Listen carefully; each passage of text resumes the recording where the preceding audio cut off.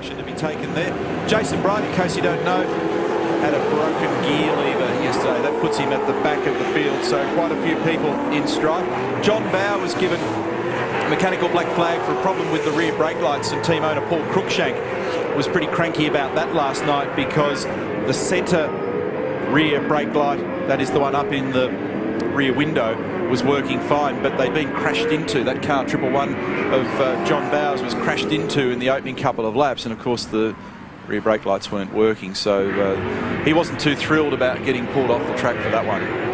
Big noticeable change at the moment is the hottest conditions so far of the weekend. 28 degrees outside, 35 degrees track temperature, and the strong northerly wind.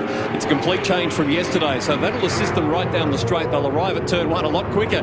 They're not aware of it, but it may assist in some slipstreaming for cars that don't necessarily have the pace. Well, Rick Kelly might be out of contention for the championship, but he doesn't see himself out of contention for race 2 and 3. He has a new engine from overnight. Garth Tander, new set of rear springs, and a lowered front roll centre for Garth. Jamie Whincup's pit stop yesterday was certainly a feature. It took them a second longer than it should have, and due to a stuck wheel, it cost him a potential second place. Now look for a ripper stop today. They were so hot this year that Roland Dane says that if they hit the 3-second mark from car up to car down, then the 6 crew get a holiday to Bangkok. They did do 2.9 seconds in Tassie, but there's not only a championship on the line, but a holiday now. So Roland Dane certainly knows how to inspire a crew at the end of a big year. Why don't you and I arrow down there and see whether we can nail it? We get a free holiday. Grant will meet you down there. I'll race you. Okay.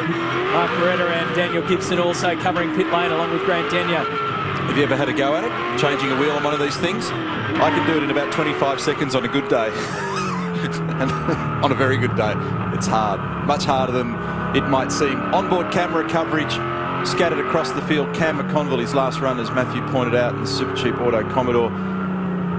He's busy putting together his 2008 plans at the moment. He will have a drive, I can confirm that. A little bit of sad news late yesterday afternoon as well for the man who ultimately finished in second place in race number 1, Mark Scaife. Unfortunately, his grandmother passed away yesterday, so our thoughts from V8 Supercar Television and the 7 Network are with the Scaife family today at the difficult time for them.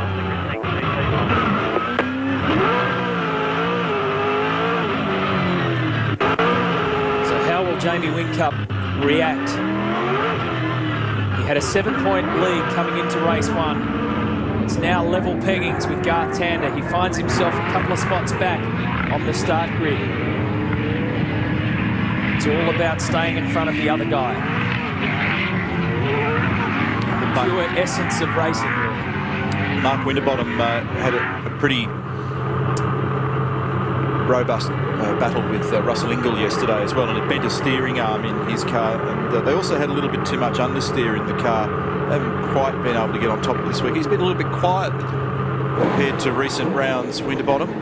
And of course Stephen Richards had a shocker of a day because he had to tour the pit lane twice because the rear bumper was broken. Somebody had run into the back of it and damaged it, and certainly they're pretty animated down there about that as well. A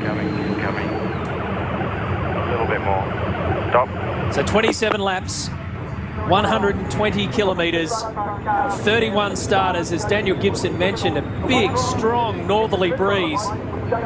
So that's coming straight down behind them as we look up the main straightaway here.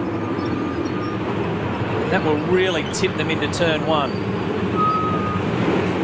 have to be careful of that because it's massively different to yesterday. We had a stiff southerly both Friday and Saturday.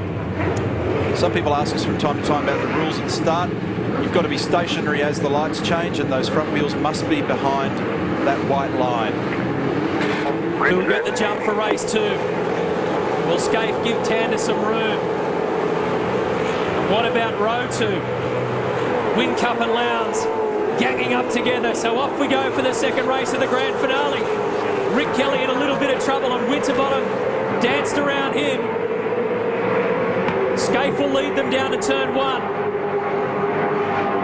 The 2 Team Vodafone cars side by side.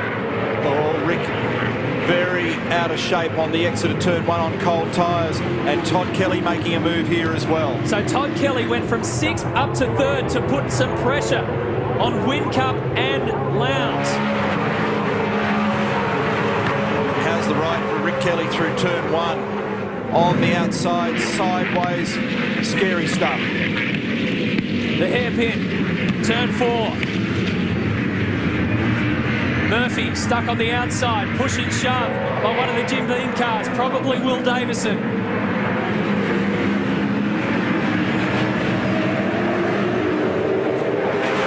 Great start by Mark Scaife.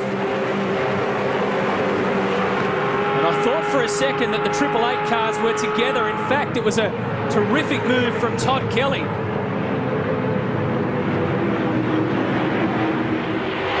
Up over Lukey Heights and down at turn 8. They all drive to the centre of the road, just covering each other. In a relatively clean opening lap, it seems.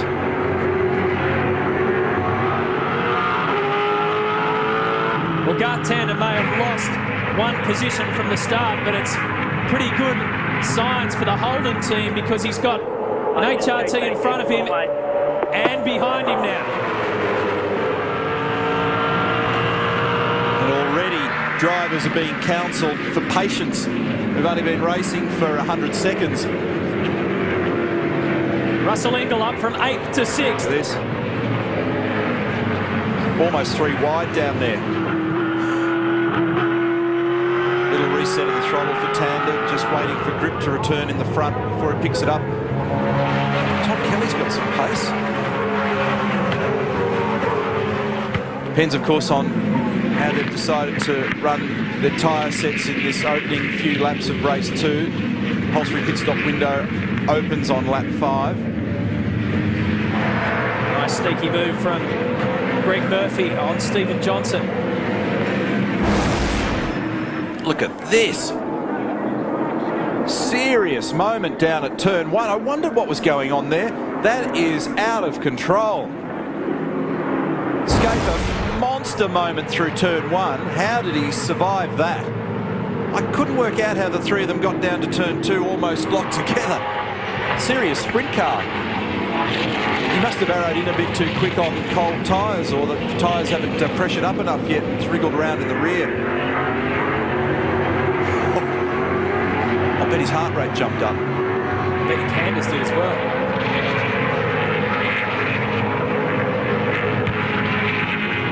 So the first flying lap now. I'd have more than a breathe for that. Yeah, he's got a little bit of strife going down at Lukey Heights in the right-hander as well. He just pinched the brakes. I'd say that the condition of this tyre set's maybe not that flash, or they've made a change in the car and it's not yielding good pace at the moment. It seems to be just a bit scattered. There's been a couple of mistakes on that lap for Mark. And that was a 1:38.13 for Mark Scaife. 0.3 of a second the difference between him and Tander. But importantly, as I mentioned in the championship picture, Tander's got cover now. Holden cover, that is. Keeping in mind, we made a fuss about the wind just prior to the start of the race, and they might all be discovering, look at these two fellas, they've got their combat eyes on again. Yesterday, both Winterbottom and Russell Ingall were together in race 1. They're together again now in race 2. There may be just a question of the conditions being that much different that they're making little blues here and there around the track. Fastest first sector split, in fact, for Mark Winterbottom. They're not quick at all. That first flying lap of 38.1, that's no pace.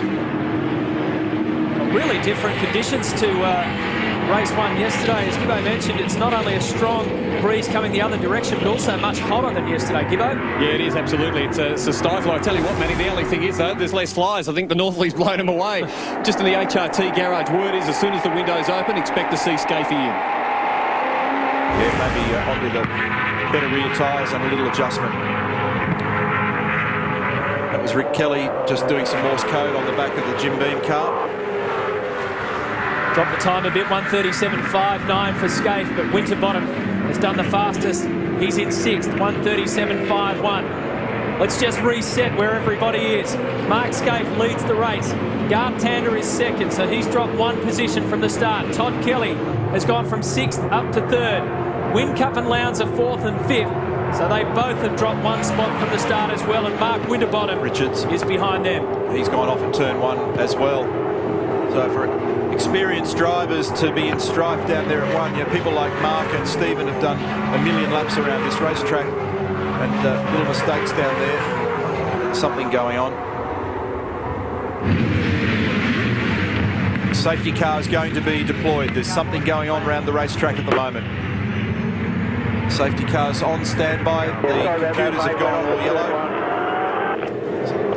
So there is something on around the racetrack at the moment. Let's see if this tells some of the stories. Stephen Richards, that's a wild ride on the outside of turn one. I remember a few years ago when Russell Ingall went down there, I thought he was never coming back. I think one of the Team BOC cars is in trouble, as I understand it. Here's the other angle for Stephen Richards. Castrol Ford. Good recovery. So the field being brought under control, and here's the reason why. Can't pick the number up. I think it's 12, so it's Andrew Jones, yes. So that will settle down the order a little bit. Where's he done this? Oh, Hayshed. There it is. Has he gone off on the approach to Hayshed, and he's buried a couple of 100 metres back, it looks. Well, that's to end up out there, that's a wild ride. He's pretty deep. Mark Scaife leads this race. Garth Tander is in second. The other championship contenders, where are they? Jamie Whincup fourth and Craig Lowndes in fifth. This is race 2 of the Dunlop Grand Finale on our championship weekend in the V8 Supercars.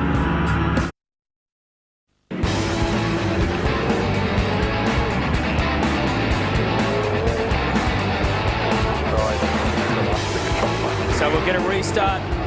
Everybody all bunched up.